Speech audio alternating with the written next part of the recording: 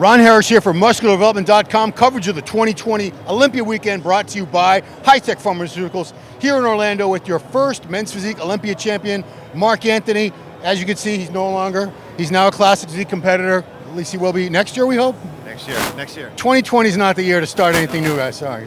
So I want to talk 212. We just wrapped up a few divisions, but 212 to me was the most exciting division we've seen so far. We haven't seen the Ms. Olympia, but I think we're both on the same page with this. Kamal Algarni, the reigning champion, might not hold on to his title this year based on what we saw. Who do you got? I got Sean Clarita. So first I want to start, you're saying Sean Clarita, right? Yeah. Okay, so first I want to say, much respect to all the guys, all the athletes, even, the team, High-Tech Pharma, everyone is here, representing the IFBB Pro League, the MCC, and the Olympia team for putting on Jake Wood, Dan Solomon, Tim Mannion. Like, this is happening, you know what I mean? Not to steer off, however, all the guys I saw in the top 5. I'm a huge fan of everybody. The reigning champion, the defending champion, Kamal, man, he looks bigger this year. He looks incredible. George, his first Olympia as a 212. Incredible biceps. Derek Lunsford, another strong competitor. But the guy that stood out to me the most really is Sean Clarita. And, hats off to Sean Clarita. Much respect to him because he's a guy that I know is just a hard worker. He loves bodybuilding, and he didn't say too much. He just showed and proved. You know what I mean? And I got to spend some time with Sean last year while the Olympia was in Vegas because they were training at my gym. Him and Coach Matt Jansen and his wife. And I just saw something special,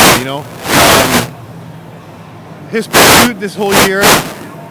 You look at that guy training on Instagram, online, and it's like full blown from last Olympia to now. Whether he's 2 weeks out, 20 weeks out, whatever. And I'm really happy for him because he's a humble guy. He's hardworking. Not that these other guys are not hardworking, but when I saw Sean hit some poses today, I was just like, whoa. You know what I mean? Yeah. And that's the thing about our sport, you never know who's going to show up or how they're going to show up. So he put on 15 pounds, and that would be great for a guy who's 6 foot tall. Yes. But he's barely over 5 foot tall. Right. So that is a tremendous, in 1 year. And this is a guy that he's been putting weight. It's not like he just started at improving and putting weight. He started competing many years ago at like 125 pounds. Yep. And last year here he was like 168. Yep. So, I kind of thought he was probably close to maxed out for his frame. Right. But no. And I thought, well, maybe if he does somehow put on 10, 12, 15 pounds someday, he's going to get the big gut like everyone else. Nope. And that's also what I really paid attention to today is that his midsection was really tight. He had very good control over it. And, with more sweep on the quads and more roundness to the delts and more pop to the arms and more fullness to the pecs. What happens? The waist even looks smaller, right? He was just on, man. Like he was just hitting all the shots. And again, not taking away from any of the other guys. All the other guys were incredible. And, the judges have their work cut out for them, but they always pick the right person. So it's really exciting to see what's going to happen. So if you're a judge and you pick Sean, and then I'm Kamal and I come up to you later and say, why? Why'd you make that call? How do you explain yourself? Well, this is why I am not a judge. I love bodybuilding, I'm not a judge. But here's the thing.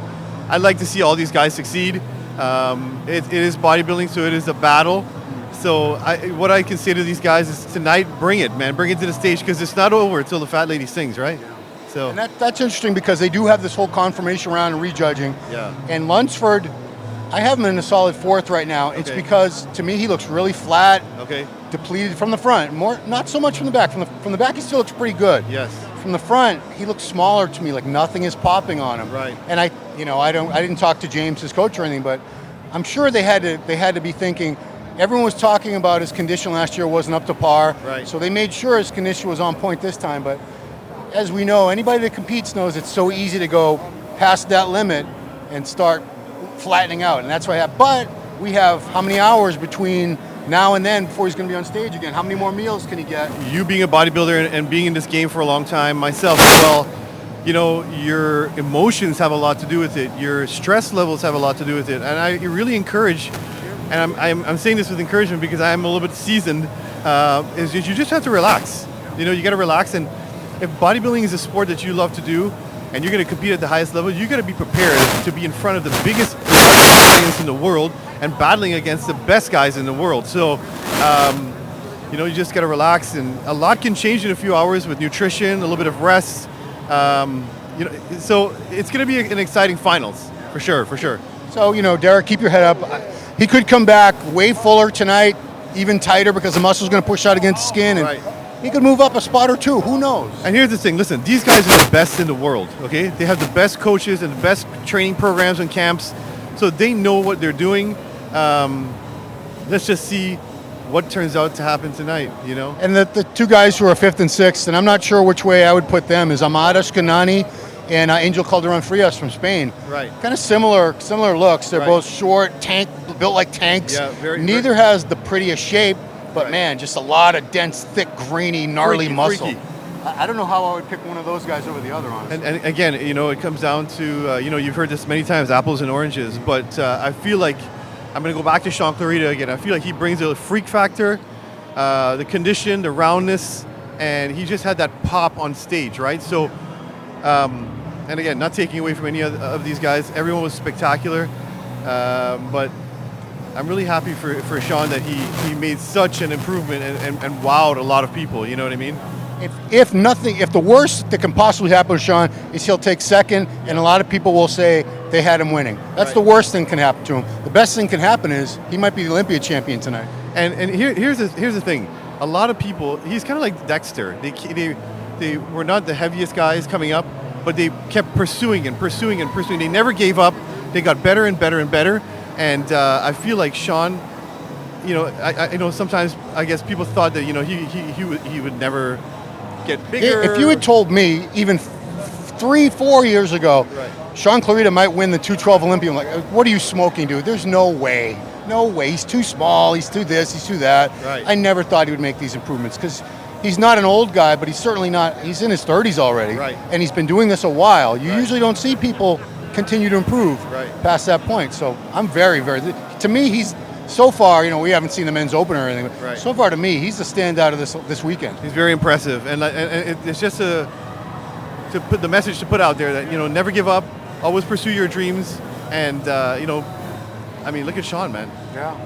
So That's it, guys. That's how Mark Anthony and I see the 212 going down. We're going to find out if we were right or wrong in just a few hours. But in the meantime, Kamal, you look great. You might keep your title, and I'd be happy for you.